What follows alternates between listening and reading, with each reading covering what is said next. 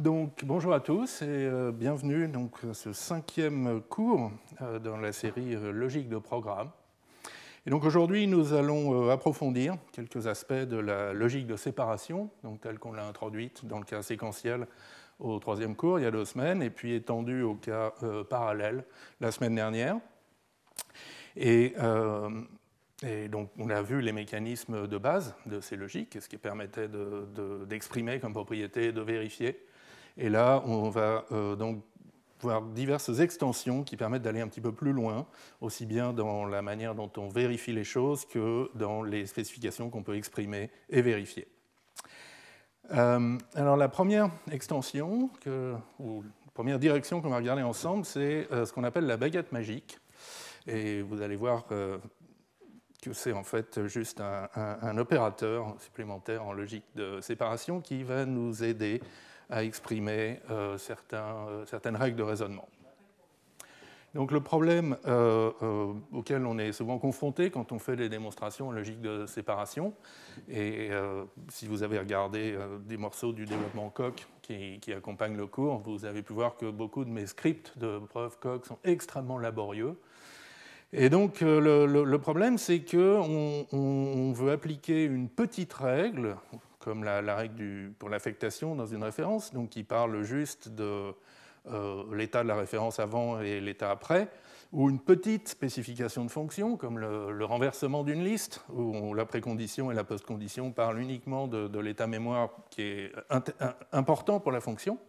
Donc on veut appliquer ce petit triplet dans un contexte qui est plus grand. Par exemple, on peut avoir comme précondition courante qu'on a une liste à l'adresse P, on a une autre liste à l'adresse Q, on a le fait que X est positif, on a le fait qu'à l'adresse T il y a X, qu'à l'adresse T plus 1 il y a Q. Et donc en général, pour faire correspondre la règle qu'on a et le contexte qu'on a, il faut dérouler ou enrouler des prédicats de représentation. Par exemple, ici, on peut peut-être enrouler le fait qu'à l'adresse T, on a liste de x.w'. Deuxièmement, il faut trouver un encadrement qui va donc séparer ce qui va être la précondition de la petite règle et puis le reste. Et troisièmement, appliquer souvent la règle de conséquence pour mettre des implications logiques qui vont bien. Alors, déjà, on peut s'aider un tout petit peu en introduisant une règle dérivée, la règle de conséquence encadrée, qui est dérivée de la règle d'encadrement plus la règle de conséquence. Alors on peut dire que c'est une manière générale d'adapter un triplet qu'on a déjà, P', C, Q', à ce qu'on cherche à montrer, P, C, Q. Et l'idée, c'est qu'il faut trouver un certain R, qui est la condition d'encadrement, telle que notre précondition courante P implique la précondition P' étoile R, et telle que la postcondition Q qu'on a, si on la conjoint avec R, on obtient bien la postcondition Q qu'on veut. Non, pardon, c'est Q' qu'on a et Q qu'on veut. Alors, la démonstration automatique ou semi-automatique avec des tactiques en Coq, ça fonctionne bien pour montrer ce genre d'implication. Il y a un certain nombre d'heuristiques qui permettent de les montrer assez facilement, et même des fragments où c'est décidable. En revanche, la grosse difficulté, c'est de trouver l'assertion R, donc de deviner l'encadrement, d'arriver à exprimer tout ce qui est dans P et qui n'est pas dans P', d'une certaine manière. Et alors ça, c'est un problème qui est connu en intelligence artificielle, sous le nom de l'intelligence artificielle du siècle dernier, celle qui n'employait pas de réseau de neurones, sous le nom de problème de l'abduction.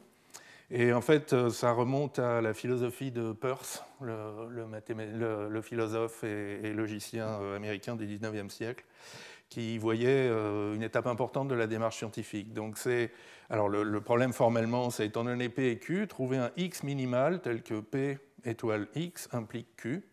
Donc en d'autres termes, trouver ce qui manque à P pour garantir Q. Et alors le lien avec la démarche scientifique, c'est pour Peirce, il voyait P comme une théorie en cours d'élaboration, Q comme les faits qu'on observe, et X comme ce qui manquerait à la théorie pour qu'elle rende compte de tous les faits. Alors en général, donc c'est pas facile de calculer une forme simple pour la solution X, avec juste des prédicats contient, etc. Mais c'est très facile de caractériser le prédicat X qui va bien. C'est le prédicat qui est vrai d'un état mémoire H si, pour tout H', disjoint de H, qui satisfait P, alors Q est satisfait par H', union disjointe H. Donc c'est effectivement les H qui manquent à des H' satisfaisant P pour satisfaire Q. Et donc ça, ça a une notation avec une barre et une étoile au bout. Et comme ça ressemble à une baguette magique dans un dessin animé, on appelle ça la baguette magique, le magic wand. Et c'est défini exactement comme ce que je viens de vous dire. Alors, baguette magique, c'est le petit nom. Le vrai nom, c'est implication séparante, car cette baguette magique est à la conjonction séparante, l'étoile, parce que l'implication usuelle est à la conjonction usuelle. En particulier, on a cette propriété d'adjonction qui est essentielle. Donc H implique P baguette Q, si et seulement si, donc H étoile P implique Q. C'est même la définition, en fait. Enfin, une des définitions. Après, il y a plein d'autres propriétés qui lui font vraiment ressembler la baguette magique à une implication. Alors, celle qui est très importante, c'est l'élimination. Donc, si vous avez P et si vous avez P baguette Q, alors vous avez Q, puisque ça, c'est ce qui manque à P pour obtenir Q. Et si vous avez ça plus P, eh bien, vous avez Q. Alors après, il y a des propriétés plus familières en logique, comme par exemple l'idempotence. Donc P baguette P n'est pas toujours vrai, mais P baguette P est impliqué par l'état vide. Une transitivité, P baguette Q étoile Q baguette R, ça vous donne P baguette R. On peut curifier, donc si vous avez un produit P étoile Q baguette R, c'est la même chose que P baguette Q baguette R. C'est comme la même différence entre des fonctions curifiées ou des fonctions qui prennent des paires. Et puis, il y a cette propriété de distribution. Donc, on peut faire rentrer une conjonction séparante à l'intérieur. Donc, voilà le genre de propriétés qu'on a. Et du coup, on peut utiliser de nouvel opérateur pour définir une règle d'adaptation qui s'appelle la règle de conséquence ramifiée. Alors, le terme ramifié, c'est aussi la terminologie qui vient d'intelligence artificielle du XXe siècle, mais je ne suis pas allé voir plus loin ce que ça veut dire. Donc on exprime, c'est comme la règle de conséquence encadrée, mais on a pris un choix canonique pour le cadre, la condition R, qu'il fallait fournir dans la règle de conséquence encadrée. R, c'est tout ce qui manque à Q' pour obtenir Q, si je ne m'abuse. Et donc maintenant, on dit que donc, notre précondition courante P doit impliquer à la fois donc, P' et conjonction séparante, ce qu'il manque à Q' pour obtenir Q. Et en déroulant en particulier en appliquant cette règle d'élimination, on voit que ça implique la règle précédente, la règle de conséquence encadrée. Alors on a l'impression d'avoir résolu le problème, maintenant on n'a plus besoin de trouver R, on a une formule. En fait, on a une formule mais qui n'est pas très maniable, et sur laquelle il va falloir faire des simplifications et des raisonnements. Et de manière générale, raisonner sur des formules qui contiennent à la fois l'implication séparante et la conjonction séparante, c'est difficile. C'est à peu près tous les fragments connus sont indécidables, alors que si on a juste la conjonction, on a des fragments décidables, si je ne m'abuse. Donc le raisonnement n'est pas vraiment simplifié, mais on a quand même remplacé une étape de déduction par des étapes de calcul ou de simplification, ce qui peut être intéressant dans certains cas. En particulier lorsqu'on s'intéresse au calcul de plus faible précondition. Donc rappelez-vous le deuxième cours, je crois, sur la logique de Hoare. On avait observé qu'une commande C donnée avec une postcondition Q donnée admet une plus faible précondition, donc qui est notée WPCQ. WP, c'est Weakest Precondition, caractérisée donc par le fait que c'est une précondition, donc ce triplet VPCQ, CQ est valide, et que c'est la plus faible. Toute autre précondition P valide implique WPCQ. Et donc ça, c'est vrai aussi en logique de séparation. Et il y a plusieurs manières de le définir. On peut le définir sémantiquement, comme je crois on avait fait dans le deuxième cours, en disant c'est simplement l'ensemble d'états H tels que C dans H s'exécute sans faire d'erreur et termine dans l'état Q, ou s'il termine, alors il termine dans un état satisfaisant Q, suivant que votre logique est forte ou faible. Et ça, en fait, ça donne une autre lecture de WCQ, c'est quelle doit être la forme du tas H initial dans lequel on commence à exécuter C pour que C ne fasse pas d'erreur et satisfasse Q à la fin. Alors, il y a une autre définition qui est plus poussage de symboles, plus abstraite. On peut dire aussi que il existe P tel que P est, conjonction séparante, le triplet PCQ. On a l'impression qu'on tourne un peu en rond, mais en fait, cette définition est même équivalente à la précédente, et les deux satisfont ces conditions, donc c'est bon, on a montré l'existence du WP.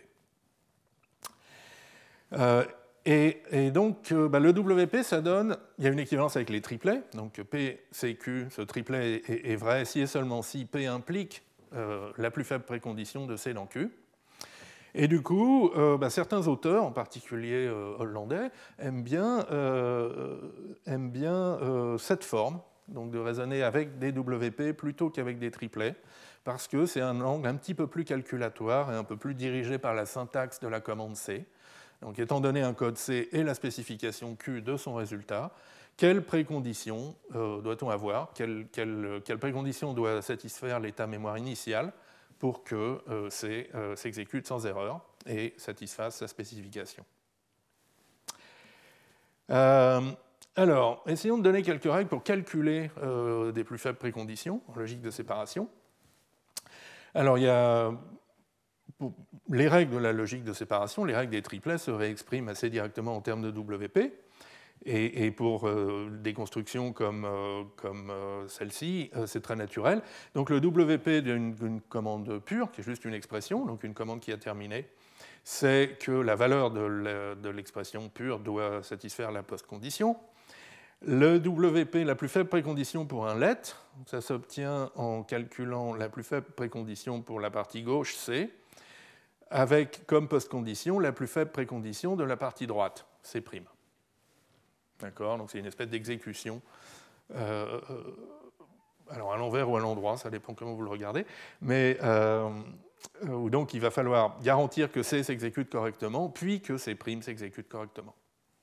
Pour une conditionnelle, if then else, la plus faible précondition, c'est celle de la branche then si la condition est vraie, celle de la branche else si la condition est fausse, rien de surprenant. En revanche, quand on arrive aux constructions impératives, ça marche moins bien.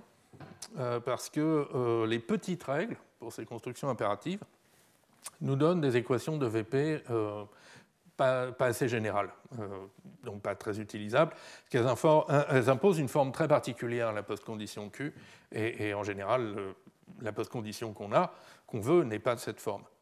Par exemple, pour l'affectation, excusez-moi, la plus faible précondition donc pour l'affectation de A' avec la post-condition qui dit que l'état mémoire a une seule cellule qui est A et qui contient la valeur A', la plus faible précondition, c'est effectivement que l'adresse mémoire A est valide. Mais en général, on veut conclure bien d'autres choses que juste ce fait. Même chose pour l'allocation. L'allocation conclut que vous avez une valeur L, une adresse L et N cases mémoire consécutives valides à partir de l'adresse L. On sait bien, mais on veut en savoir plus. Et donc c'est là qu'on va faire un peu de baguette magique. Parce que, alors, ça se combine bien avec les calculs de WP. Donc voilà les règles structurelles. D'abord, il y a une règle d'encadrement qui dit que le WP d'une commande C avec une post-condition de la forme Q étoile R, c'est impliqué par la précondition de C et de Q étoile R. Alors la manière de lire ça, c'est si vous avez un état mémoire H qui garantit que C s'exécute bien, et avec post-condition Q, si vous avez de manière séparée un autre état mémoire qui satisfait R, alors en combinant les deux états mémoire, vous pouvez exécuter C sans erreur et terminer dans un état qui satisfait Q et R. Il y a aussi une règle de conséquence. Donc, si vous avez un WP qui garantit Q comme post-condition, alors il garantit aussi Q' comme post-condition si Q' est impliqué par Q. Et en mettant les deux ensemble, on retrouve une règle de ramification. qui est que donc, si vous avez le WP pour C dans Q, et si par ailleurs vous avez la baguette magique qui vous dit donc vous avez ce qui manque à Q pour devenir Q', alors vous avez ce qu'il faut pour exécuter C sans erreur et garantir Q' à la fin. D'accord? Et donc ça nous permet de nous adapter à une postcondition Q arbitraire. Et donc maintenant, si on joue ce petit jeu avec donc les constructions impératives, on obtient des équations qui sont utilisables pour toute postcondition Q. Vous voyez ici, dans le membre droit, c'est Q quelconque. Mais alors du coup, le calcul fait apparaître des choses un petit peu difficiles à comprendre. Enfin, on va essayer de les lire ensemble. Donc par exemple, pour alloc, ce qu'il va falloir montrer maintenant, c'est que pour toute adresse L, avoir n cases mémoire consécutives valides à l'adresse L implique, au sens de la baguette magique, la postcondition Q de la valeur L.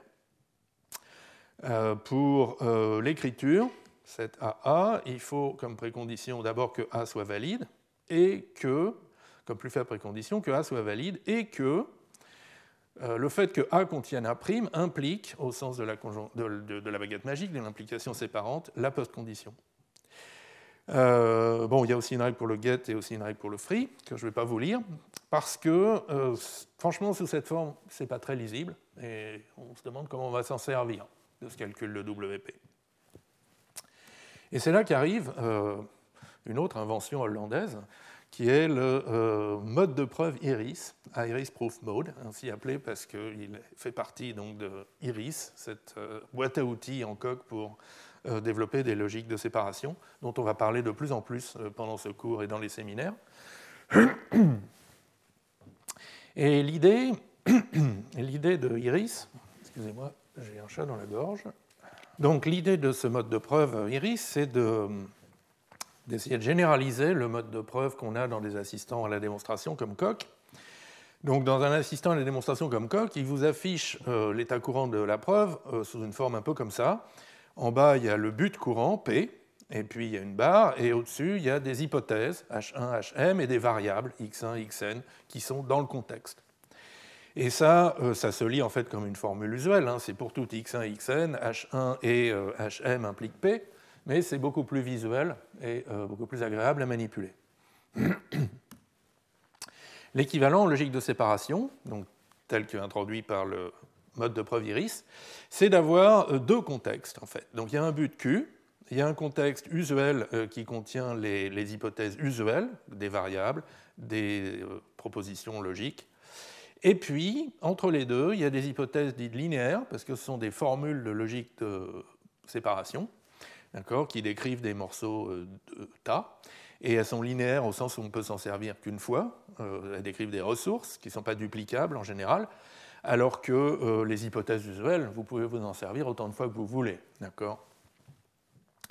Et alors la signification de cette notation, c'est un peu comme ici, mais en plus compliqué. Donc pour tout x1, xn, la conjonction usuelle h1 et hm implique usuellement que la conjonction séparante P1 étoile Pk implique, au sens de l'implication de la logique de séparation, la postcondition Q. Alors je suis désolé, ce n'est pas la même implication ici et là. Ça, c'est l'implication entre prédicat sur le tas. Donc c'est un pour tout H, ceci implique cela, alors que ça, c'est une implication de logique usuelle. Bon. Voilà. Et quand on note les choses comme ça, alors du coup, il y a des manipulations logiques qui deviennent assez claires visuellement. Par exemple, si votre but, c'est une implication séparante, avec P1 étoile Pn, par exemple, eh bien, vous pouvez remonter dans votre contexte d'hypothèse linéaire P1, P2, Pn, et du coup, il ne reste plus que Q à montrer. Si dans votre contexte d'hypothèse linéaire, vous avez une hypothèse pure, vous pouvez la remonter dans le contexte des hypothèses normales. Si dans votre contexte d'hypothèse linéaire, vous avez une quantification existentielle, alors vous pouvez introduire un x au niveau du dessus, et puis avoir juste P de x ici, etc. Et après, quand on mélange ça avec les règles pour les plus faibles préconditions, on obtient quelque chose d'assez sympathique, qui est presque une exécution symbolique de la commande C sur laquelle on fait la plus faible précondition. Donc si votre but il est de la forme WPCQ, Donc C, c'est la commande en cours d'exécution symbolique d'une certaine manière. Et Q, alors Q, c'est la postcondition, la spécification de C, mais c'est aussi la continuation. Ça exprime aussi qu'est-ce qu'il va falloir exécuter après avoir exécuté symboliquement votre commande. Et ça se voit très clairement sur la règle du let, si vous vous souvenez. Donc si vous êtes en train d'exécuter symboliquement let x égale C1 in C2, la règle des WP du let vous dit qu'il faut vous focaliser sur C1 avec une post-condition, une continuation qui vous dit qu'il faudra regarder C2 après. Maintenant, vous avancez dans C1 et vous allez finir par, dans l'exécution symbolique de C1, vous allez finir par tomber sur une expression pure qui est la fin de C1. Et à ce moment-là, donc la règle du WP pour les expressions pures vous dit qu'il va falloir substituer V par A et puis continuer à montrer ça. Et ça va vous faire montrer le 1VP pour C2. Donc maintenant, vous êtes en train d'exécuter symboliquement C2, la deuxième partie du let. Voilà. Donc ça, c'est bien agréable.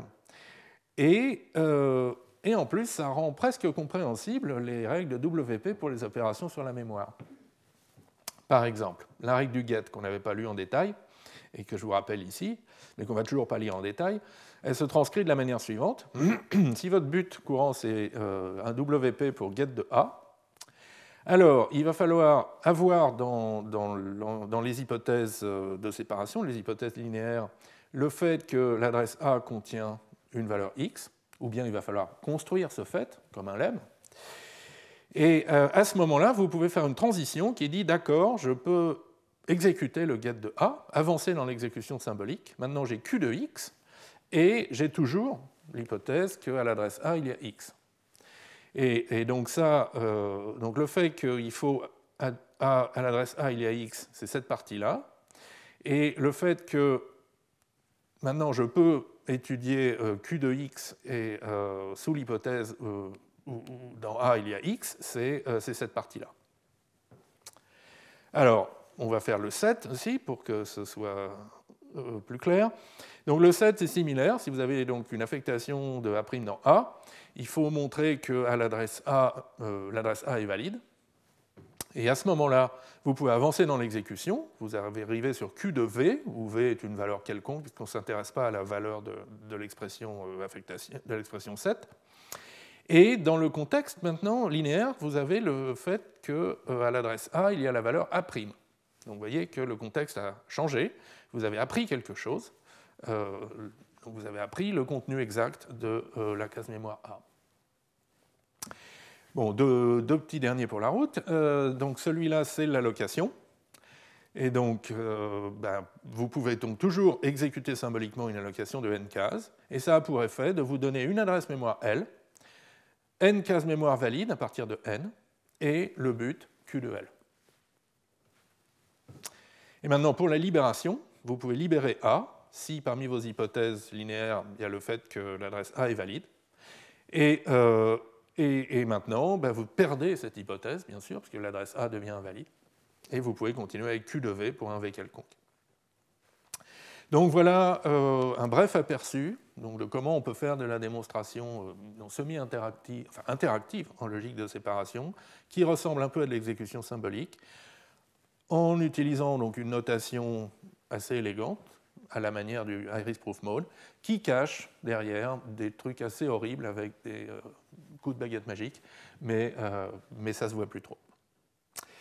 Voilà. Alors maintenant, je vais passer à une deuxième extension, assez différente de la logique de séparation. C'est la notion de permission, et en particulier de permission partielle. Et ça répond à un besoin qui est de pouvoir partager des données en lecture seule. Donc c'est un motif de programmation courant, en programmation parallèle. Plusieurs processus accèdent, sans synchronisation, à une structure de données partagée, mais ne la modifient pas. Tous les accès sont en lecture. Donc ici, on a un tableau de T qui est accédé de manière concurrente par 3 processus, et pas forcément à des adresses différentes. Ça peut tout à fait être à la même adresse I. Et l'argument, c'est qu'il n'y a pas de risque. Ce n'est pas une course critique. De lecture simultanée à la même adresse mémoire, ça n'est pas une course critique, ça produit un résultat parfaitement déterminé. Il faut qu'il y ait au moins une écriture dans une course critique pour introduire le non-déterminisme et les problèmes. Ça rappelle aussi un des grands principes du langage Rust, qu'on peut faire du partage ou exclusif de la mutation. Ça ne pose pas de problème. En revanche, c'est quand on partage les structures mutables que les problèmes arrivent. C'est efficace. En particulier, du coup, il n'y a pas besoin de dupliquer la structure dans chaque processus. Et si votre tableau T est très grand, c'est un gain de mémoire important. Et c'est une des grandes différences entre la mémoire partagée et la mémoire distribuée. En mémoire distribuée, même des données en lecture seule, on finit en général par les copier sur plusieurs nœuds de calcul. Mais ça n'est pas exprimable dans notre logique de séparation, celle qu'on a vue dans les 2 derniers cours, parce que, hors section critique ou atomique, une case mémoire est accessible en lecture aussi bien qu'en écriture par un et un seul processus. Ça se voit dans la règle du parallèle, C1 parallèle C2, où donc C1 s'exécute dans un tas qui est décrit par P1, C2 dans un tas qui est décrit par P2, et ces 2 tas sont disjoints. Toutes les lectures de C1 sont dans le tas de P1, toutes celles de C2 sont dans le tas de P2, ou modulo évolution des tas pendant l'exécution. Et donc, on ne peut pas lire à la même case mémoire dans C1 et dans C2. Et on l'avait même démontré, ou esquissé une démonstration dans le cours 4. On avait démontré l'absence de course critique au sens supercritique. Les courses critiques incluaient même le fait de lire de manière concurrente au même endroit. Bon, donc il faut faire quelque chose. On a besoin d'une logique un petit peu plus souple qui va nous permettre de partager des données en lecture seule. Et ça, c'est là qu'il faut se souvenir de cette autre lecture des assertions comme L flèche V. Alors une lecture, c'est la case mémoire L contient la valeur V, mais ça peut aussi être lu comme une permission. J'ai le droit d'accéder à la case L en lecture, en écriture ou en libération. Et maintenant, cette permission, on peut la raffiner. On peut, par exemple, distinguer 2 permissions. Il y a la permission complète, qu'on va noter 1 au-dessus de la flèche, qui veut dire lire, écrire ou libérer. Et puis, on va rajouter une permission en lecture seule. Alors, je vais la noter temporairement R, comme read only, et qui me donne uniquement le droit de lire, mais pas d'écrire ni de libérer la case mémoire L. Alors, du coup, on va ajuster nos petites règles. La règle pour le get, pour la lecture, va avoir comme précondition qu'à l'adresse A, il y a la valeur X, mais avec n'importe quelle permission. Une permission pi qui peut être complète, 1, ou qui peut être en lecture seule, R. En revanche, les règles pour set et pour free exigent des permissions complètes sur l'adresse A, et la règle pour alloc fournit des permissions complètes sur les adresses allouées. Mais l'idée, c'est qu'au cours du raisonnement, on peut affaiblir une permission complète, dire que si on avait une permission complète sur l'adresse L, alors on a une permission en lecture seule, et une permission en lecture seule peut être dupliquée. Si j'ai le droit de lire V à l'adresse L, je peux dupliquer cette permission avec une conjonction séparante, et donc du coup, je vais pouvoir ensuite la distribuer sur plusieurs processus. Alors on va voir dans quelques transparents comment il faut redéfinir la notion de conjonction séparante pour que ça marche bien, mais faites-moi confiance. L'important, donc, c'est que les permissions en lecture seule peuvent être dupliquées, et c'est cette duplication qui va autoriser le partage. D'ailleurs, on va le voir sur cet exemple, qui est une version simplifiée du partage d'un grand tableau T en lecture seule. Là, c'est juste un petit tableau à une case mémoire dans lequel on veut cacher, on veut se servir comme d'un cache pour un calcul coûteux f de x.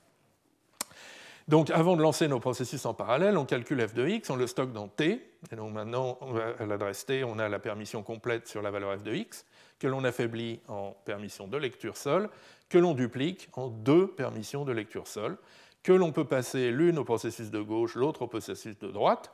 Chaque processus peut maintenant faire get à l'adresse T, et puis produire d'autres résultats, post-condition Q1, post-condition Q2. Maintenant, les 2 paraprocessus en parallèle se terminent, et on récupère Q1, Q2 et notre permission dupliquée en lecture. Donc, mission accomplie, on a partagé une donnée en lecture seule.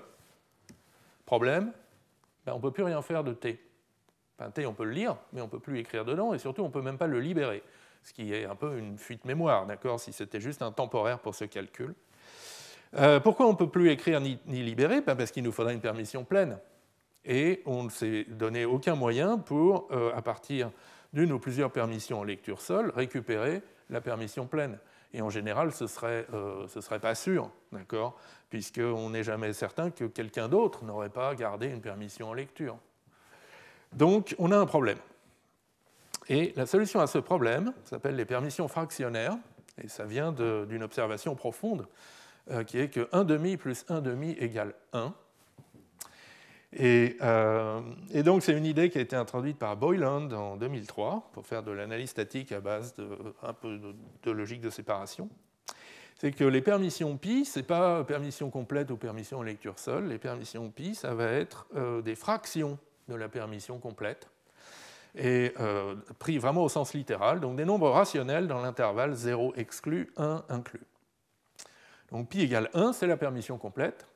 Et puis une permission fractionnaire, donc un nombre rationnel entre 0 et 1 strictement, c'est une permission en lecture seule.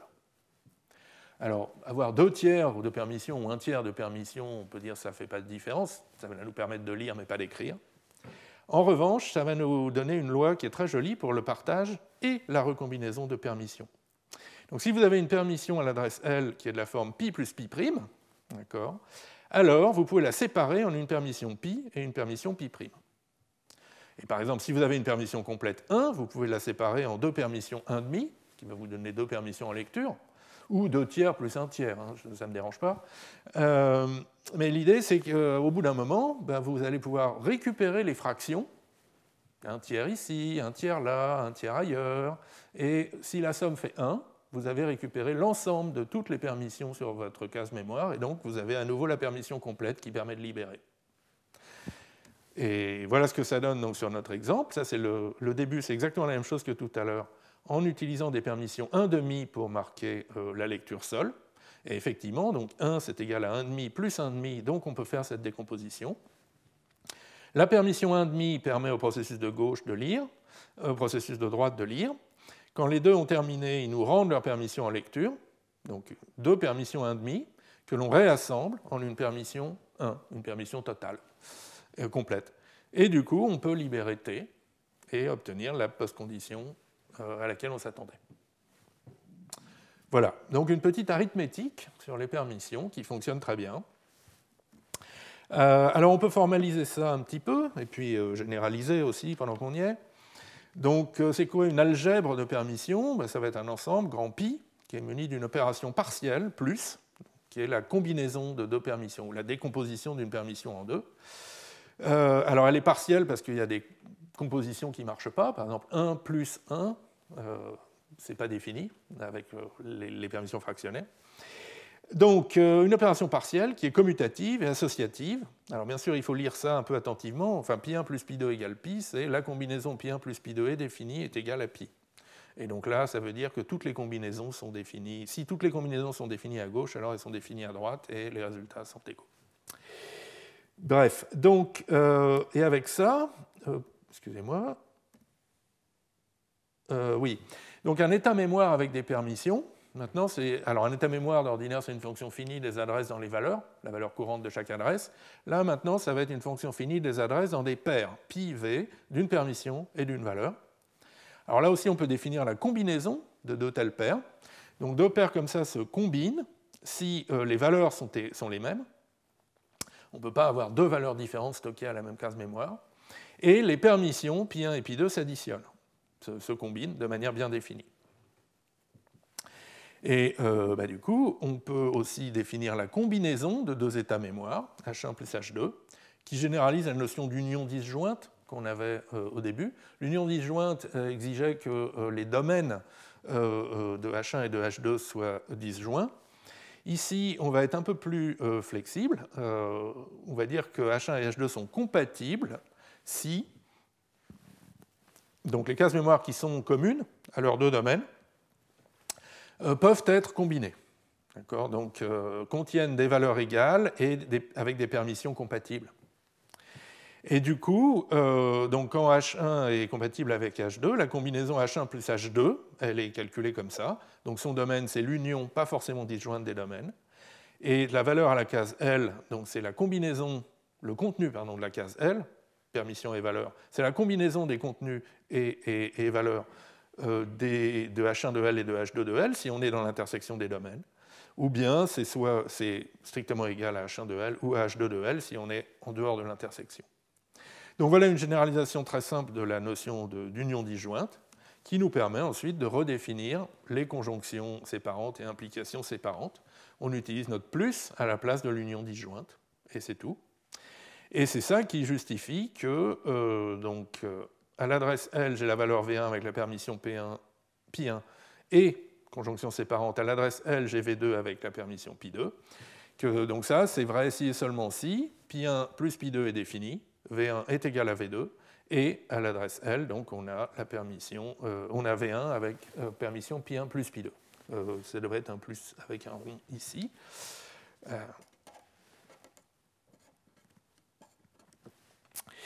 Voilà.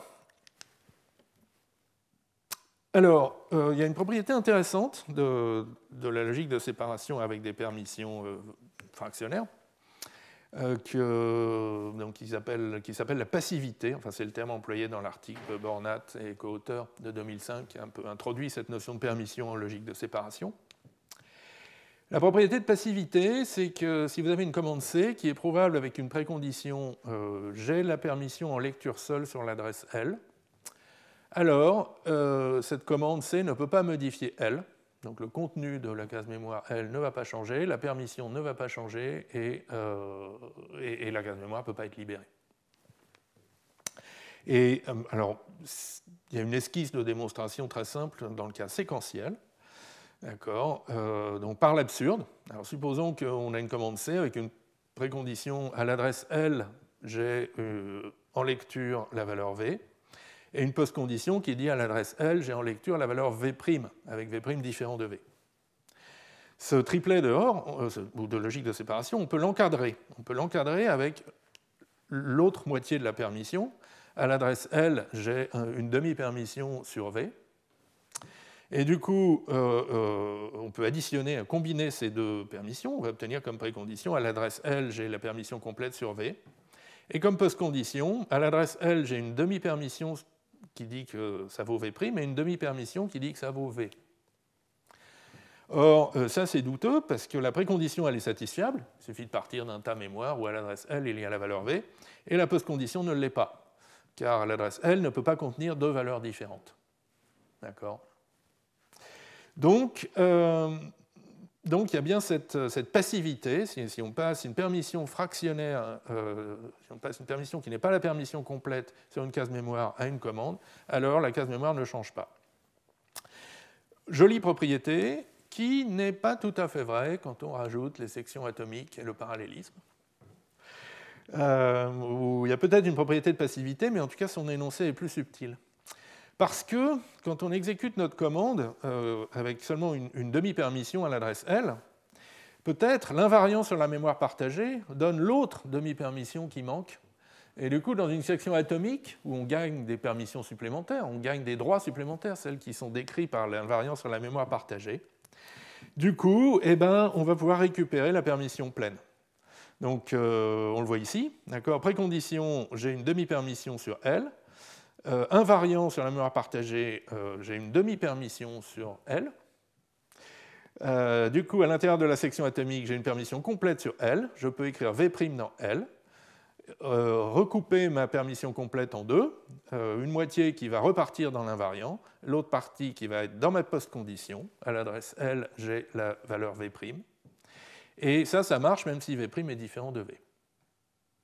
Et on va voir dans quelques transparents que c'est même très utile pour raisonner sur certains codes, ce genre de propriété. Voilà, donc méfiance sur la passivité quand vous avez en plus des sections atomiques et d'autres joyeusetés du parallélisme. Alors jusqu'ici, on a vu un exemple de permission partielle, c'est les permissions fractionnaires au sens des nombres rationnels entre 0 et 1.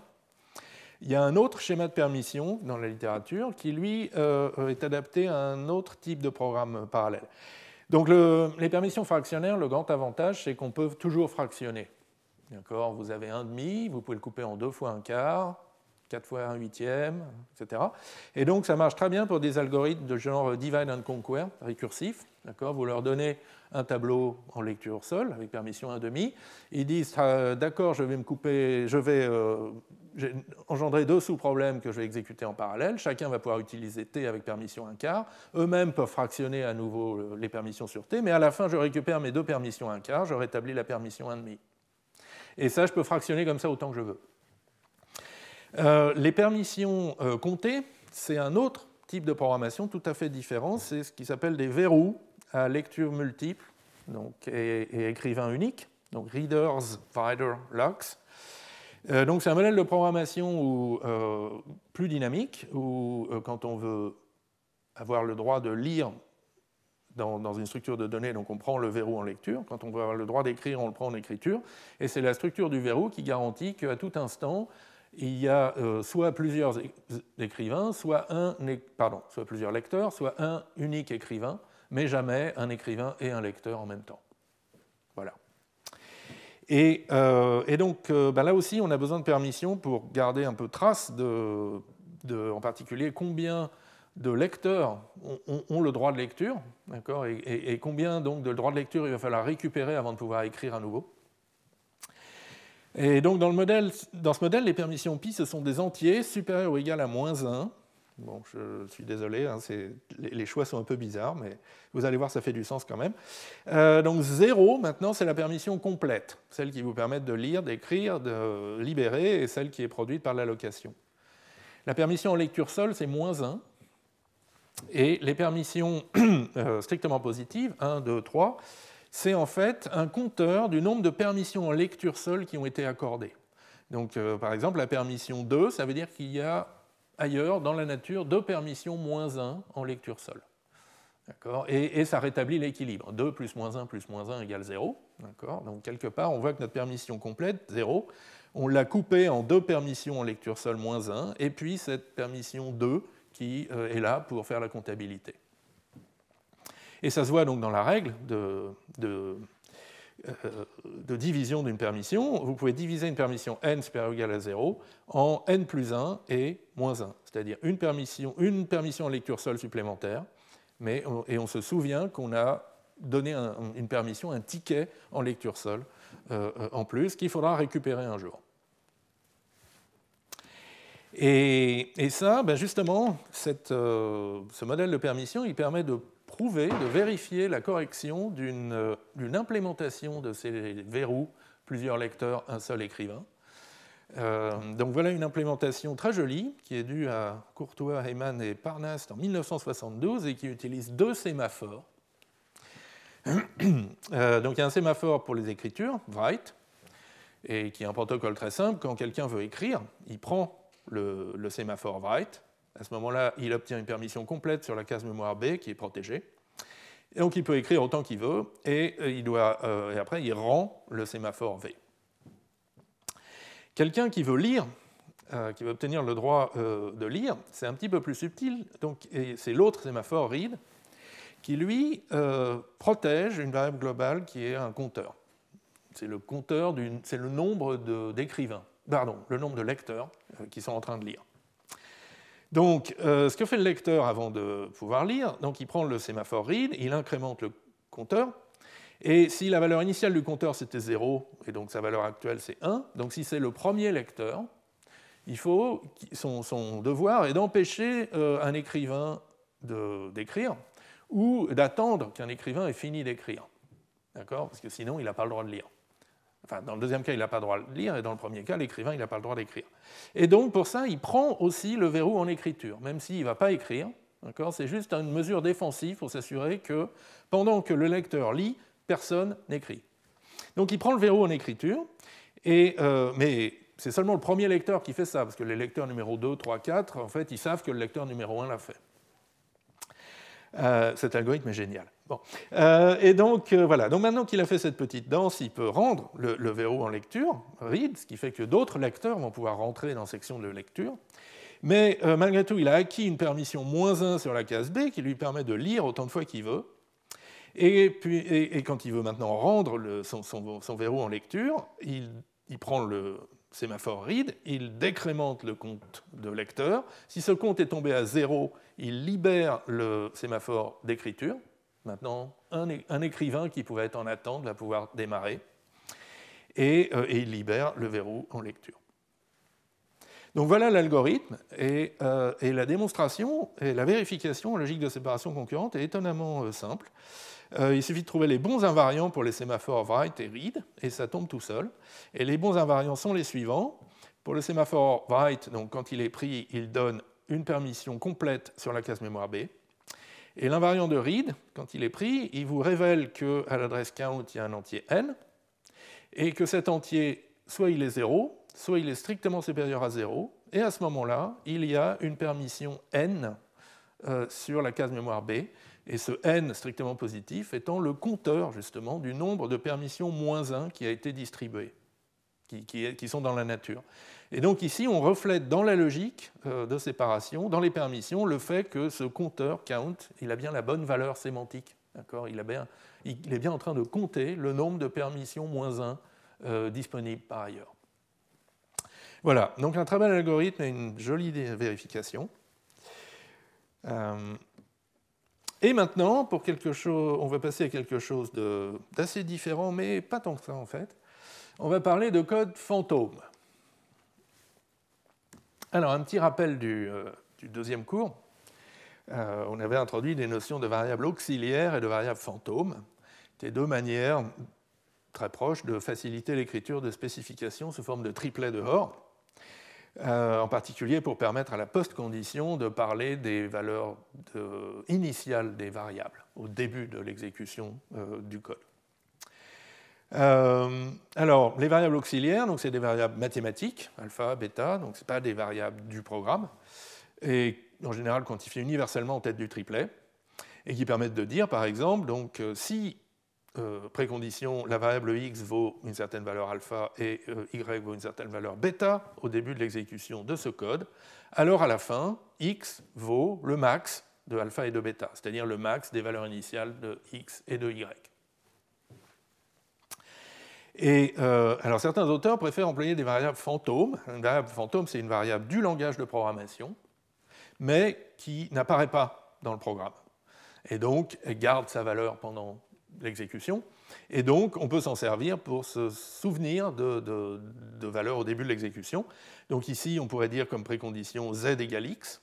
Donc j'ai une variable fantôme z qui n'est pas utilisée dans mon code, dans ma commande C, mais qui, je sais, est égale à x au début. Du coup, je sais qu'elle est égale à x à la fin dans la post-condition. Je peux utiliser z comme représentant de la valeur initiale de x. Et donc je peux dire que maintenant, x, c'est le max de z et de y. Et ça aussi, c'est une bonne post-condition. Mais on peut aller un cran plus loin. On peut maintenant ajouter du code fantôme. Donc le code fantôme, c'est des commandes qui vont modifier les variables fantômes. Mais on s'arrange pour qu'ils n'aient pas d'effet sur les variables normales. Et symétriquement, le reste du programme, les instructions non fantômes, ne lisent pas les variables fantômes. D'accord ? Dans l'idée que donc on va pouvoir éliminer ce code fantôme à la fin, une fois qu'on a fait notre vérif, et ça va nous donner le code qui s'exécute vraiment. Alors, à quoi ça sert ? Alors voilà un exemple. Un exemple, c'est d'aider les démonstrateurs automatiques à vérifier le code. Donc ça, c'est notre exemple favori, l'algorithme de division euclidienne, que j'ai un peu simplifié parce que le quotient ne m'intéresse pas, tout ce que je veux calculer, c'est le reste, R. D'accord, donc je pars de R égale A, et puis je lui enlève B jusqu'à ce qu'il soit strictement plus petit que B. Et donc je spécifie ça de la manière suivante, avec cette invariante boucle, qu'à tout moment, R est positif, et il existe un Q qui satisfait la formule euclidienne, A égale BQ plus R. D'accord ? Et maintenant, si j'arrive à la fin de la boucle avec R strictement plus petit que B, je peux en déduire que R, c'est bien le reste, A modulo B. En revanche, nos amis les démonstrateurs automatiques ont souvent des problèmes avec ces quantificateurs existentiels. Ici, pour montrer que l'invariant est rétabli autour de boucle après, il faut deviner que le il existe Q, c'est le Q plus 1 du Q précédent. D'accord ? Et deviner ce genre de choses, ils y arrivent parfois, mais pas toujours. Et donc on peut les aider avec un petit code fantôme qui, lui, en fait, rétablit le calcul du quotient, donc dans une variable fantôme Q, que j'initialise à 0 de manière fantôme, et que j'incrémente de manière fantôme à chaque tour de boucle. Là, maintenant, mon invariant, c'est plus il existe Q, c'est A égale BQ plus R pour le Q que j'ai très soigneusement calculé. Et là, le démonstrateur automatique n'a plus aucune peine à vérifier que c'est un invariant de boucle. Et puis, avant d'exécuter le code, j'efface les parties fantômes, et tout le monde est content. Ah oui, alors ça c'est un exemple plus subtil que j'emprunte à François Potier, d'ailleurs notre orateur, enfin, une solution légèrement différente. Donc c'est un parcours de graphe, comme au troisième cours. On veut marquer tous les nœuds atteignables depuis une racine R du graphe, mais on va le faire sous forme d'une fonction récursive. On avait donné un algorithme qui était itératif avec une worklist, une liste de travail. Et là, on va le faire de manière récursive, et donc avec un parcours en profondeur d'abord. Donc si le nœud R n'est pas déjà marqué, alors on le marque, et on s'appelle récursivement sur chacun des descendants du nœud. Et en fait, ce code est horriblement difficile à montrer correct. Et les seules solutions que je connaisse utilisent du code fantôme, justement, pour mettre des marqueurs et expliciter davantage le parcours qu'on est en train de faire. Alors la solution que je vous propose, c'est en fait de réintroduire la worklist W, celle de l'algorithme itératif, sous forme d'une variable fantôme. Donc W, c'est un ensemble, c'est en gros l'ensemble des nœuds qui restent à parcourir. Donc au début, il est initialisé par la racine R, et donc quand on rentre dans la fonction récursive, on l'enlève de W, on enlève le nœud de W, et on rajoute tous les descendants du nœud dans W avant de faire les appels récursifs. Et ça, donc, si je ne m'abuse, ça permet de montrer un invariant, qui est le même qu'on avait pour l'algorithme itératif, qu'un nœud est accessible, X est accessible depuis la racine, il y a un chemin de R vers X, si et seulement si X est marqué, ou X est accessible depuis un nœud de la worklist. Et à la fin, donc, on conclut que la worklist est vide, et donc que les nœuds accessibles sont exactement les nœuds marqués. Bon, donc je ne vous fais pas la démonstration en détail, d'ailleurs, j'avoue que je n'ai même pas essayé de la faire, mais ce que je voulais que vous reteniez cet exemple, c'est que les variables fantômes ne sont pas forcément d'un des types exprimables dans le langage de programmation. Ce n'est pas forcément juste des entiers ou des tableaux ou des listes finies. Bon, là, c'est un ensemble mathématique. Bon, il se trouve qu'il est fini, mais ce n'est pas grave parce que le code lui-même n'est pas exécutable non plus. On pourrait avoir ici des constructions, des pour-tout, des quantifications infinies. Tant que ça fait du sens pour la vérification, c'est suffisant. Et c'est là qu'on va revenir un peu sur le parallélisme. Dans un programme parallèle, c'est très tentant ou très utile d'utiliser des variables fantômes et du code fantôme pour garder une trace des actions de chaque processus. On a plusieurs processus qui s'exécutent en parallèle, et on voudrait savoir ou avoir une meilleure idée de ce que chacun contribue au résultat final. Par exemple, le schéma producteur-consommateur qu'on avait vu la semaine dernière. Donc on peut dire qu'on a un processus à gauche qui, dans une boucle infinie, calcule des valeurs de x, les produit, donc les passe dans le tampon de communication, et l'autre processus à droite, lui, les récupère depuis le tampon de communication avec la primitive consume et les utilise. Et par exemple, on peut dire on va avoir deux variables fantômes, PR comme producteur, CO comme consommateur, qui sont des listes initialisées à la liste vide. Et à chaque fois qu'on produit quelque chose, on l'ajoute à la fin de PR. À chaque fois qu'on consomme quelque chose, on l'enregistre à la fin de CO. Et peut-être on va pouvoir dire en gros que les valeurs qui sont dans le tampon, produites mais pas encore consommées, c'est justement l'espèce de différence, enfin, c'est ce qui est à la fin de PR mais n'est pas encore dans CO. Des propriétés comme ça. Je ne sais même pas si c'est absolument vrai. Donc CO est un préfixe de PR et la partie de PR qui manque à CO, c'est ce qui est dans le tampon de communication. Quelque chose comme ça est plausible, après demande à être creusé, mais bon. Alors on va faire un exemple beaucoup plus simple, mais qui est un exemple classique, et je pense que Jacques-Henri Jourdan, dans son exposé dans la semaine prochaine, son séminaire la semaine prochaine, en parlera aussi, au moins comme point de départ. Et je crois que je vous l'avais posé comme puzzle à la fin du cours précédent. Donc on a une variable partagée n, initialisée à 0, et maintenant, en parallèle, et de manière atomique, on l'incrémente, on lui ajoute 1 dans ce processus, et on lui ajoute 1 dans l'autre processus. Incrémenter, donc c'est lire l'ancienne valeur et écrire cette ancienne valeur plus 1, rien de bien méchant. Et donc au précédent cours, on a vu comment montrer une propriété de sûreté sur ce code, donc le fait qu'il ne plante pas, et que n est toujours positif, supérieur ou égal à 0. Pour ça, on a un invariant de ressources qui nous dit qu'il existe un x, donc à l'adresse n, on a une certaine valeur x qui est toujours supérieure ou égale à 0. Donc ça, c'est un invariant qui est vrai au début, qui est préservé par les incréments, et donc bien sûr qui est vrai à la fin. Bon, mais donc, comment est-ce qu'on montre, au-delà de la sûreté, comment est-ce qu'on montre la correction, au moins la correction partielle de ce code? C'est-à-dire que s'il termine n égale 2 à la fin. N n'est pas quelconque, ce n'est pas un entier positif quelconque, c'est 2. Et ben, c'est étonnamment difficile, et encore une fois, avec la logique de séparation de base qu'on a vue la semaine dernière, je crois que c'est impossible. En revanche, on va utiliser notre astuce de traçage avec du code fantôme et des variables fantômes. Donc, on va avoir une variable fantôme A qui va représenter la contribution du processus gauche à la somme, donc le nombre d'incréments qui a été effectué par le processus gauche, et puis B qui va être donc la contribution du processus de droite à la somme, c'est-à-dire le nombre d'incréments effectués par le processus de droite. Donc bien sûr, de manière fantôme, on incrémente A ici, à chaque fois qu'on incrémente N, et on incrémente B ici, à chaque fois qu'on incrémente N. Bon.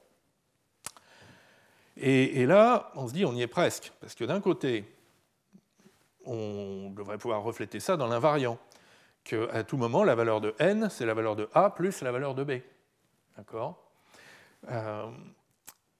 Et ça, c'est un invariant qu'on peut exprimer en logique de séparation.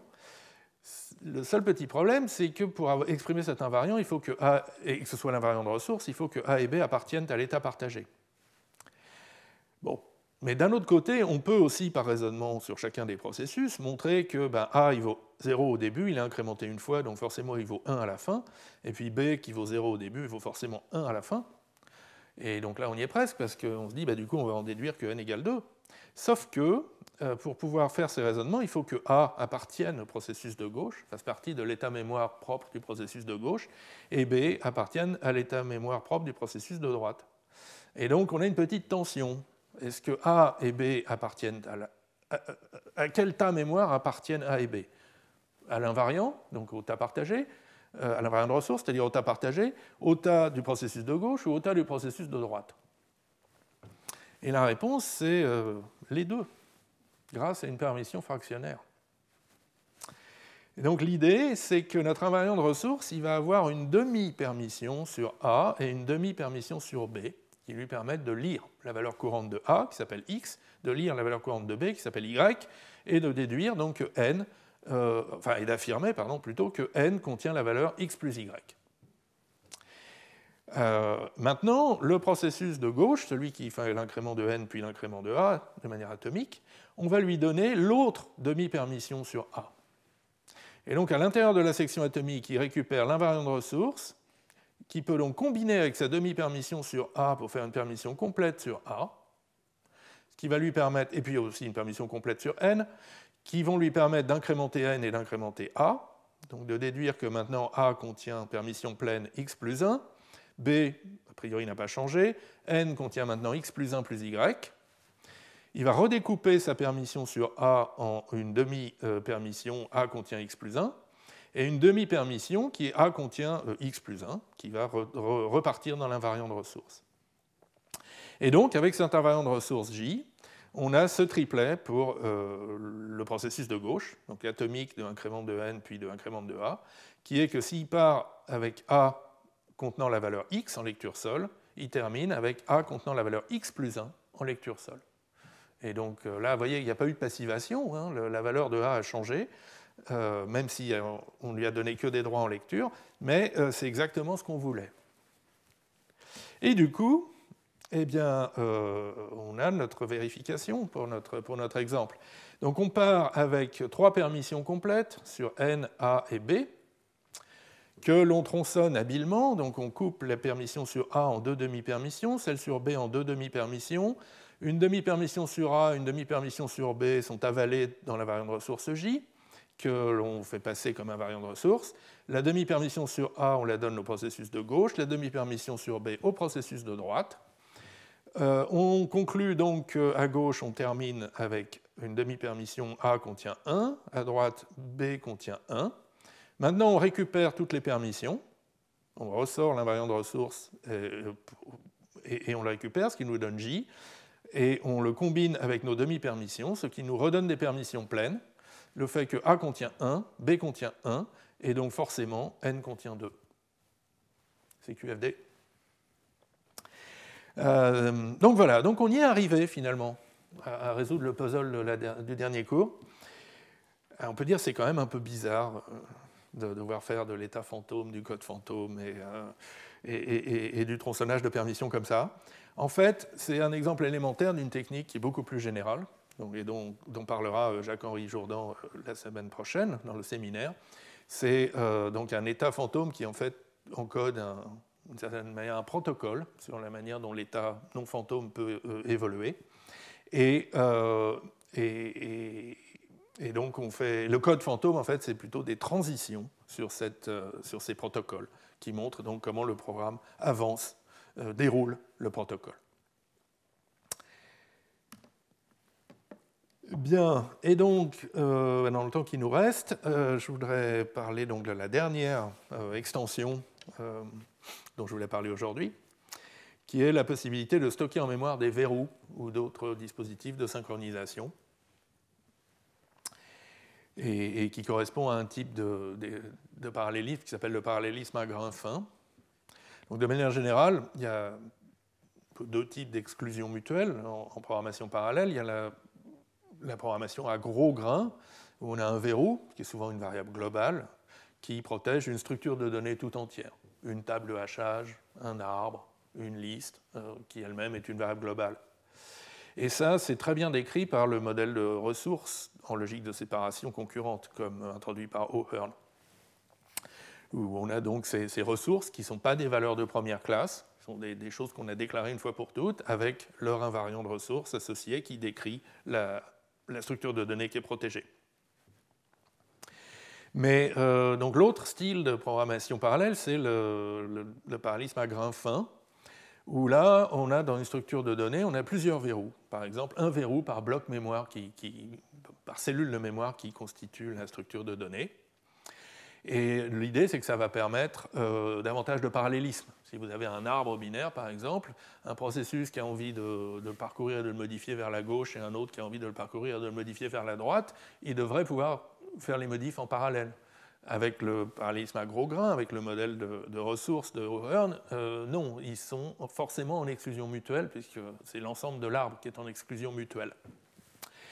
Donc, l'idée du parallélisme à grains fins, c'est d'avoir plus de parallélisme. D'un autre côté, maintenant, on a besoin de raisonner sur des verrous qui sont stockés en mémoire, par exemple, dans le bloc de mémoire qu'ils protègent. Ça, c'est le modèle Java des objets. Quand un objet Java, il y a des champs, et puis des méthodes, et un verrou qui peut être utilisé pour protéger les accès aux champs. Alors, un exemple, c'est une liste simplement chaînée. Donc là, je l'ai écrite en C pour rendre le verrou vraiment explicite. Donc dans chaque cellule de la liste, on a un verrou, une valeur et un pointeur vers le prochain élément de la cellule. Et alors l'exemple typique, c'est d'utiliser des listes comme ça, dont les valeurs sont strictement croissantes, donc des listes triées, et qui nous aident à représenter des ensembles, par exemple, l'ensemble fini. Bon, et donc l'idée, c'est qu'on va pouvoir effectuer des opérations sur la liste en parallèle si on verrouille juste les nœuds dont on a besoin. Par exemple, une opération plutôt vers le début de la liste et une plutôt vers la fin. Exemple, j'ai la liste 1, 2, 3, 4, 5, 6, ici. Un de mes processus veut enlever le nœud 2 et l'autre enlever le nœud 5. Donc, d'une manière ou d'une autre, il détermine que 2, c'est le successeur du nœud 1, 5, c'est le successeur du nœud 4, et donc il va falloir modifier, l'un va vouloir modifier le nœud 1, l'autre le nœud 4. L'un pose le verrou sur cette cellule, l'autre prend le verrou donc sur l'autre cellule. Et puis maintenant, en parallèle, il redirige les champs next, d'accord, pour sauter par-dessus 2, pour sauter par-dessus 5. Et puis il libère les verrous. Et on a bien obtenu la liste 1, 3, 4, 6, qui est le résultat de la suppression concurrente, parallèle, de 2 et de 5. Super. Sauf que ça ne marche pas. Verrouiller un seul nœud à la fois ne suffit pas. Maintenant, on va faire la même manip d'enlever en parallèle 2 nœuds, mais cette fois-là, c'est les nœuds 3 et 4, des nœuds qui sont adjacents. Donc, l'un processus verrouille 2, le prédécesseur de 3, l'autre verrouille 3, le prédécesseur de 4. Un processus redirige 2 vers 4, l'autre 3 vers 5. Maintenant, ils rendent leur verrou. Oups, pardon. Il manquait un élément dans mon animation. Donc maintenant, ils vont rendre leur verrou. Et qu'est-ce qu'on a? On a la liste 1, 2, 4, 5, 6. Et donc la suppression de 4 est passée inaperçue.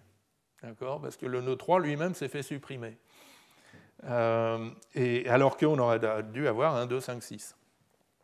Donc une des deux opérations d'effacement en fait, est passée à la trappe, a été complètement ignorée par l'autre. Bon. Mais il y a un moyen de corriger ça, qui est, quand on modifie un nœud, non seulement il faut avoir le verrou sur ce nœud, mais il faut aussi avoir gardé le verrou sur son prédécesseur. Donc là, on revient sur donc la destruction de 4. Donc l'idée, c'est que le processus qui veut détruire 4, il va parcourir la liste, et à tout moment, il va garder 2 verrous sur 2 éléments de liste consécutifs. Donc il commence en prenant 1 et puis 2. Là, il se rend compte que 4 n'est pas le prochain élément, donc il va prendre le verrou sur 3 et libérer le verrou sur 1, ce qui va maintenant permettre à d'autres processus de rentrer aussi dans le parcours de la liste, mais ils ne vont pas leur permettre de doubler pour le processus actuel. Donc 2 et 3, là, il se rend compte que 4, c'est le prochain élément, donc c'est effectivement 3 qu'il faut modifier. Il modifie 3. Il libère ses verrous, et il peut même libérer la cellule 4. Bon. Alors ça, dans la littérature, ça s'appelle verrouillage couplé, lock coupling, ou aussi hand-over-hand locking, donc il y a une jolie métaphore de grimper à la corde, où vous avez 2 mains sur la corde, et à un moment, vous lâchez la main du bas pour la remettre plus haut, et ainsi de suite. Et donc, on grimpe la corde de la même manière qu'on déroule la liste, en ayant 2 mains, chacune tenant un nœud. Si c'est une corde à nœud, la métaphore est encore meilleure. Voilà, donc c'est du verrouillage comme on grimpe à la corde. Et alors, comment est-ce qu'on va pouvoir raisonner sur ce type d'algorithme? Il faut pouvoir spécifier des verrous stockés en mémoire. Et pour ça, il va falloir introduire de nouvelles formes d'assertion. Donc maintenant, une case mémoire, ça contient pas. Il y a des cases mémoire qui contiennent des valeurs avec certaines permissions, mais on va avoir une nouvelle assertion. La case mémoire L, sur laquelle on a une permission pi, contient un verrou, et ce verrou protège une ressource qui est décrite par un invariant de ressource RI. Donc ici, le contenu de la case mémoire L, ce n'est pas une valeur, c'est une assertion de la logique de séparation, qui va typiquement décrire des droits et des invariants sur d'autres bouts de la mémoire. Et puis, alors on va se donner encore une autre assertion, verrou L, qui veut dire que le verrou qui est à l'adresse L est verrouillé par le processus courant. Et ça aide à imposer une discipline de verrou. Donc, une différence entre un verrou et un sémaphore, c'est qu'un verrou doit être déverrouillé par le processus qui l'a verrouillé, alors qu'un sémaphore peut être déverrouillé par n'importe qui. Du coup, ça nous donne des petites règles pour les verrous qui sont assez sympathiques. verrouiller donc, le verrou qui est à l'adresse L. Ça a comme précondition qu'à l'adresse L, il doit y avoir un verrou avec une permission au moins en lecture, un invariant de ressource RI. Et donc lorsque lock réussit et termine, on a toujours le verrou, on a le fait que L, le verrou à l'adresse L est verrouillé, et on a acquis l'invariant de ressource. Donc on peut maintenant accéder à l'avantage de case mémoire. Et puis quand on en a fini avec ces cases mémoire, il faut rétablir l'invariant de ressource RI. Il faut avoir gardé la permission, c'est moi qui ai verrouillé. Il faut avoir gardé la description du verrou. Et du coup, le RI est réavalé, si j'ose dire, par l'invariant de ressources associé au verrou. Et le verrou passe dans l'état déverrouillé et peut être pris par quelqu'un d'autre. Et alors, de manière complémentaire, il y a deux opérations en plus. Il faut initialiser un verrou et le détruire avant de libérer la case mémoire qu'il contient. Donc l'initialisation, on part d'une case mémoire L qui est valide et de l'invariant de ressources qui doit être vrai initialement. Et l'initialisation vous transforme ça en un verrou avec permission complète.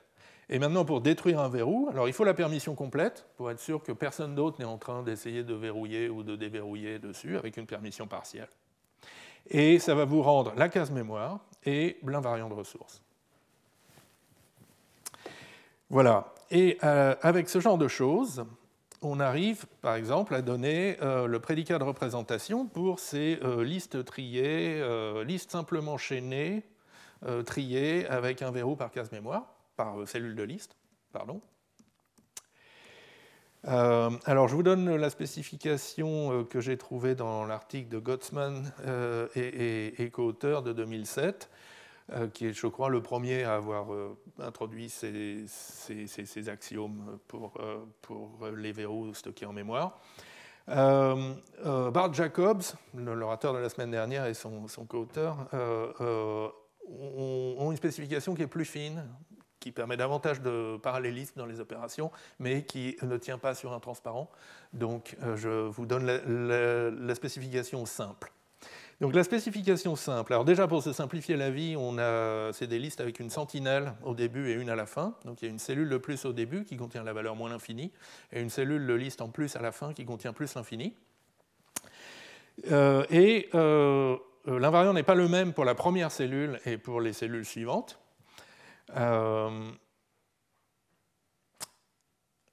On va peut-être lire la première cellule. Donc la première cellule, on a une première cellule valide à l'adresse P avec une permission pi qui peut être fractionnaire. Donc on peut partager la première cellule de la liste, on peut partager la liste donc, qui nous dit, la valeur à l'adresse P, ça doit être moins l'infini, le champ next, ça doit être un certain pointeur Q, et le verrou protège la suite de la liste. Donc le verrou qui est dans la première cellule de la liste, en fait, va protéger la cellule suivante de la liste, celle qui commence à la position Q. Et on se souvient donc que cette cellule a la valeur n. Ça nous aide à montrer que les valeurs sont croissantes. Et donc maintenant, pour les cellules suivantes, alors les cellules suivantes, elles sont en possession exclusive. Donc si on n'a pas le verrou qui vient de la cellule précédente, on ne peut rien en faire. Et il y a deux cas. Donc il y a le cas fin de liste, donc la sentinelle plus l'infini, où la valeur n c'est plus l'infini. Dans le champ val, on a donc plus l'infini, dans le champ next, on annule. Et le cas intéressant, qui est le cas où ça n'est pas la dernière cellule de la liste. Alors dans le champ val, on a la valeur n annoncée. Dans le champ next, on a un certain pointeur q. Le verrou de la cellule P protège la liste à l'adresse q, qui démarre par une certaine valeur n', qui est strictement plus grande que n. Et voilà. Et avec ça, et donc on voit en particulier que si on détient un verrou sur une cellule de liste, on obtient le droit d'aller lire les champs valeur et next de la cellule suivante, mais qu'il faut aussi verrouiller la cellule suivante pour pouvoir accéder à la cellule d'après. Donc il faut vraiment deux verrous ensemble pour pouvoir avancer dans le parcours. Voilà, j'espère avoir réussi à expliquer cet invariant du mieux que j'ai pu. Et donc dans l'article, il y a aussi une esquisse de vérification des algorithmes d'insertion et de destruction.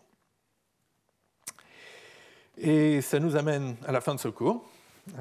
Donc, on peut faire un petit point. Alors, je sais que c'était un peu plus décousu que d'habitude, ceci parce que, en fait, il y a beaucoup d'extensions intéressantes de la logique de séparation, séquentielle ou concurrente. Donc ici, on a vu quatre directions, d'une certaine manière. Il y en a bien d'autres qui ont été étudiées dans les 20 dernières années, donc depuis l'apparition de la logique de séparation, l'article de 2001. Alors, il y a une série d'extensions que j'appelle X de première classe. Alors, pour diverses valeurs de X, par exemple, on peut avoir des fonctions comme valeurs de première classe qui sont stockées dans les cases mémoire. Et du coup, les triplets de Hoare de ces fonctions, on a peut-être envie aussi de les stocker dans les cases mémoire. Dans des bibliothèques comme POSIX-Threads, on peut créer dynamiquement des processus et qui sont identifiés ensuite par des valeurs uniques, et puis on peut les attendre. Bref, une discipline qui est pas du tout, qui est beaucoup moins structurée que ce qu'on a vu jusqu'ici. Et donc, est-ce que ces processus et leurs identifiants peuvent être des valeurs de première classe, etc. Une autre direction, c'est de vraiment bien modulariser le raisonnement. Par exemple, modéliser les interactions entre un nombre arbitraire de processus, au lieu de fixer à l'avance le fait, par exemple, qu'on n'a que deux processus, un producteur et un consommateur, ou deux processus qui incrémentent.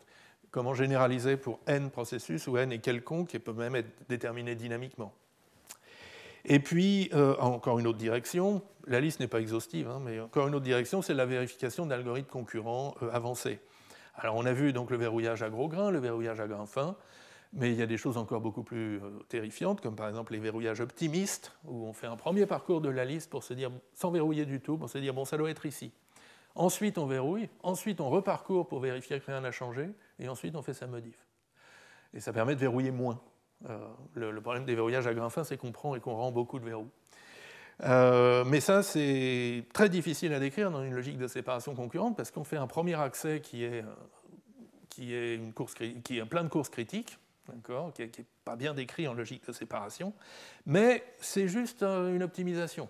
Donc, le résultat n'a pas forcément besoin d'être correct, mais il ne faut quand même pas que ça plante. Bon. Donc voilà, donc ça c'est difficile à vérifier. Autre type d'algorithme difficile, c'est les algorithmes sans verrouillage du tout, donc log-free, qui utilisent uniquement des instructions atomiques du processeur, comme le fameux compare and swap, et pour aller encore plus vite, mais ça c'est... Il faut à nouveau des principes de raisonnement différents. On en verra peut-être un petit peu la semaine prochaine. Bref, tout ça explique que dans les 20 dernières années, il y a eu une certaine prolifération de logique de programme. Donc ce diagramme célèbre est emprunté à Ilya Sergey, qui a contribué au moins un ou deux systèmes dans ce diagramme, mais j'espère qu'il le tient encore à jour. Et donc on voit que, bon, il y avait les systèmes historiques. Alors c'est uniquement les logiques pour la concurrence. Donc il y avait les approches historiques, Wiki et Grise en 1976, et puis le Relay Guarantee en 1983. Mais à partir de l'apparition donc, de la logique de séparation concurrente de O'Hearn et Brooks en 2004, il y a eu vraiment une prolifération de logiques pour aller dans diverses directions. Par exemple, Gottsman et al. 2007, c'est les verrous comme valeur de première classe. La série des CAP, je crois, c'est les idées de protocole et d'évolution de l'État sous forme de protocole. Enfin bref, je reconnais ne pas avoir lu tous ces papiers. Et puis, on arrive dans les années récentes à Iris, donc, qui est peut-être ce début de consolidation. En tout cas dont on va parler de plus en plus maintenant dans les séminaires de ce cours. Et alors en particulier, donc, un point que je trouve particulièrement troublant dans cette série d'articles, c'est que les assertions parlent de beaucoup de choses. Et dès qu'on fait une extension, il faut des nouvelles formes d'assertion. Alors il peut y avoir des faits purement logiques. En logique de Hoare, on a des faits à propos de variables globales ou locales. En logique de séparation, on a des faits à propos du tas mémoire, le tas est vide, à l'adresse L, il y a la valeur V. Après, la même chose mais avec des permissions, éventuellement fractionnaires. Là, on a un peu sorti de notre chapeau des faits à propos des verrous. À l'adresse L, il y a un verrou protégeant l'invariant de ressource RI. Il y a des faits à propos de l'état fantôme, qu'on a dans nos exemples, identifiés avec des faits à propos du tas mémoire, mais il n'y a aucune raison. Le séminaire de François Potier, dans quelques minutes, va nous montrer que le temps, c'est aussi quelque chose dans lequel on peut faire des assertions. Le séminaire de Jacques-Henri Jourdan, la semaine prochaine, nous montrera qu'on peut y mettre des systèmes de transition. Et puis, j'ai envie de dire, et puis quoi encore? Et puis, à chaque fois, il faut refaire un modèle sémantique de ce que veulent dire ces assertions. Et c'est pour ça donc, que Iris semble assez intéressant, parce que c'est un cadre général qui essaye de consolider tous ces cas particuliers autour de 4 notions. Et donc je vais juste vous lister, hein, sans avoir le temps de rentrer dans les détails. Donc il y en a une, c'est les algèbres de ressources, donc ce qui s'appelait avant dans la littérature monoïde partiel commutatif. Et donc c'est un peu la même construction que celle qu'on a commencé à faire avec les permissions. Donc on a des ressources qu'on peut combiner avec une opération partielle qui est commutative et associative et qui donc représente la combinaison de 2 choses qui sont compatibles. Et à partir de ça, on peut définir la conjonction séparante, l'implication séparante, etc. Après, il y a une notion de transition fantôme qui généralise le code fantôme. Il y a une notion générale d'invariant qui généralise les différents types d'invariants de ressources qu'on a vus jusqu'ici. Il y a l'invariant pour les sections atomiques, l'invariant au sens de ressources, au sens de O'Hearn, les invariants pour les verrous stockés en mémoire, etc. En fait, tout ça, c'est des cas particuliers de quelque chose de beaucoup plus général. Et puis, une utilisation systématique du comptage de pas. Donc, vous vous souvenez, on s'en est servi un petit peu pour définir le prédicat safe, l'idée qu'une exécution se passe bien pendant les n premières étapes, et puis après, on quantifie universellement sur n, et ça nous donne un principe de récurrence. Et en fait, donc cette notion est importante dans Iris. Alors, pour contourner les circularités quand on fait des définitions d'ordre supérieur.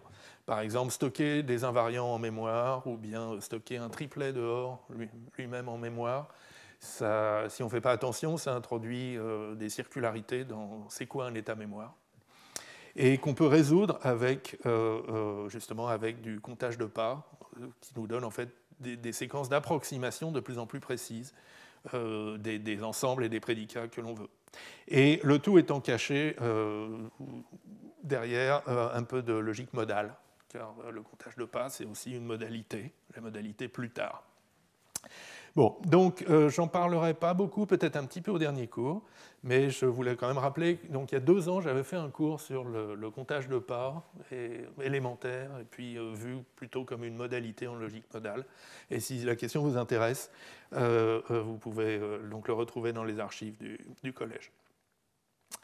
Voilà, donc c'est la fin de ce cours. Et donc pour finir, petite bibliographie. Donc déjà, je crois que si vous êtes allé jusque-là et que vous êtes encore curieux, il est temps de vous documenter davantage sur Iris via le séminaire de Jacques-Henri Jourdan la semaine prochaine. Et puis, peut-être vous avez maintenant assez de billes pour aborder les articles, les tutoriels, le développement Coq, qui sont tous disponibles à cette adresse. Et alors sur les permissions partielles, donc, ce que je vous ai montré est très inspiré de cet article de Bornat, Calcagno, Hearn, Parkinson, qui a introduit un peu la notion de permission en logique de séparation. Et le traitement des verrous stockés en mémoire est inspiré de cet article de Gottesman et co-auteurs. Voilà, je vous remercie pour votre attention.